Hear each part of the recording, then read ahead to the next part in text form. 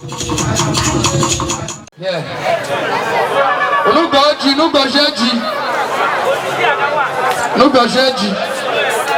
Negation, Gojeji. Nudoze nume.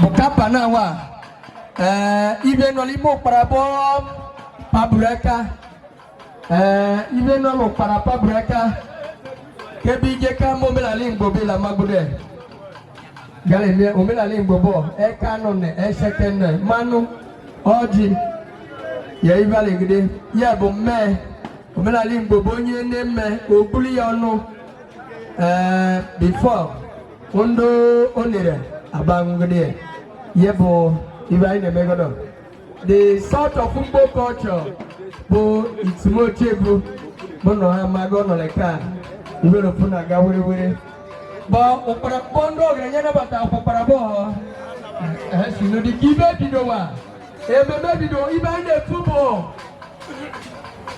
ta ogodli ga photo pona na no ba no tponisi ga kendo madu na chota nge shibia biko na ina ri ondo bula no boru onu be kamande makalo nwenu oga pasinu kailaji wele fish issue pocha brosha anota bongu ne fe anu show pocha tagbo bo ibe ha no edu e exist na ma lo le go bu gegde mi blo la ala wo ibe du ga bango ba mo blo kan jo le so obule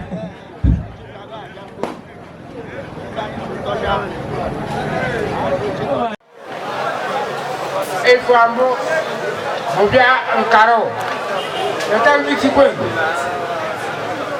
bobo ile bobo oje ba henira ko ujo duru kan ko bia ba de bisi ha tere mo nye shire oje ye ka gege be o ga agbebu tori abe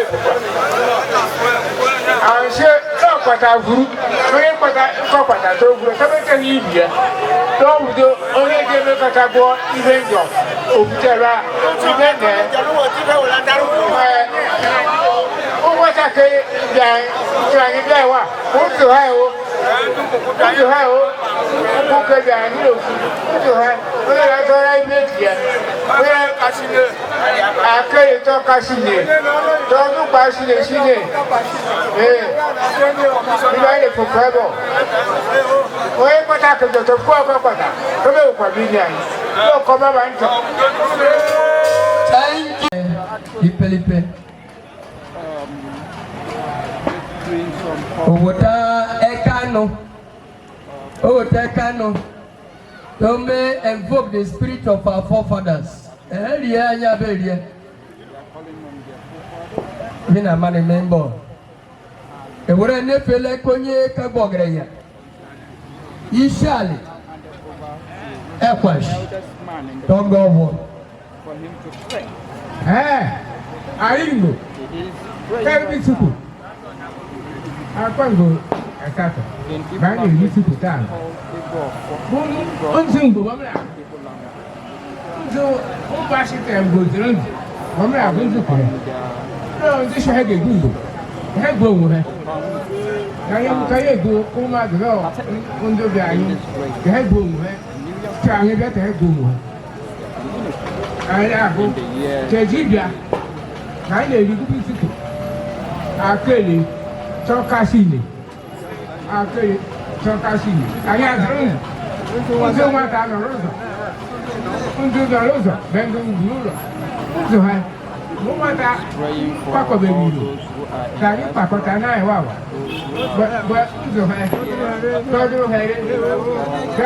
Who's the head? Carry Muzo.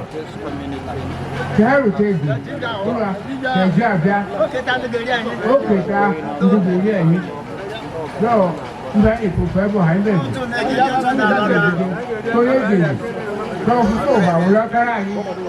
No, they were too many time better. When you are going to think of it, I have no problem.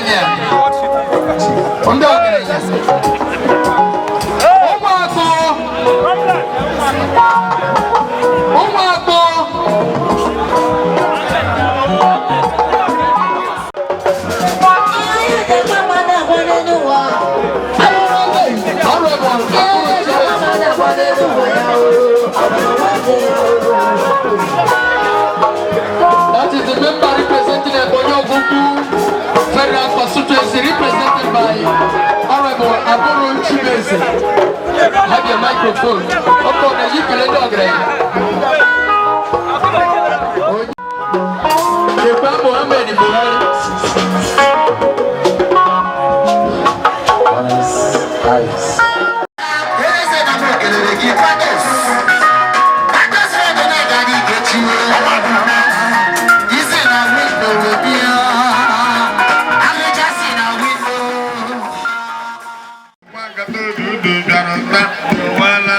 Why you